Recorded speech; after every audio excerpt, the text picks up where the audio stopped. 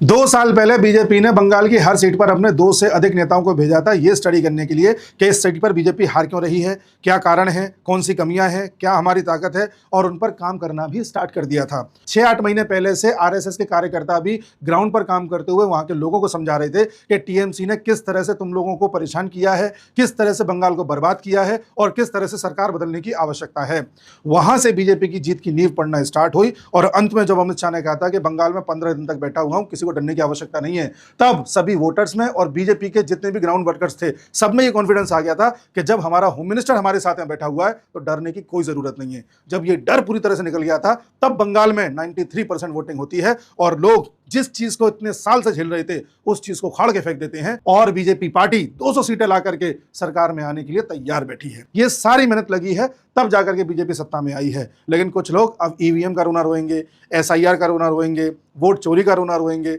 इनको रोने दीजिए, ये ऐसे ही करते रहेंगे। और आप सब ये जानते हैं कि ये जीत कोई रातों रात नहीं आई है, लंबे समय से हर चीज चल रही थी जिसका हम एनालिसिस भी कर रहे थे और अपने YouTube channel political affairs insights पर वीडियोस डाल करके मैंने हर चीज आपको बताई थी और पहले ही प्रेडिक्ट करके बताया था। ये वीडियो 19 मार्च का है जिसमें मैंने कहा था कि बंगाल में 200 सीट भी बीजेपी की आ जाए तो हैरान होने की आवश्यकता नहीं है। उस समय लोगों को लग रहा था कि ज्यादा बोल रहे हैं, बीजेपी की भक्ति कर रहे हैं, लेकिन वो एनालिसिस था और आज सच्चाई आपके सामने है। उसी तरह से असम के बारे में बताया था 1 अप्रैल को और बीजेपी किस तरह से बंगाल में अपनी पकड़ बनाती चली जा रही है इसको फिर से रिपीट किया था 13 अप्रैल को। तब भी कुछ लोगों को लग रहा था कि शायद ऐसा ना हो पाए, लेकिन सच्चाई आज आप लोगों के सामने है। कौन सी पार्टी मेहनत कर रही है और कौन सी गलत तरीके से राजनीति कर रही थी और जनता अब किस तरह से धीरे धीरे इन सबको साफ करती जा रही है आपके सामने है।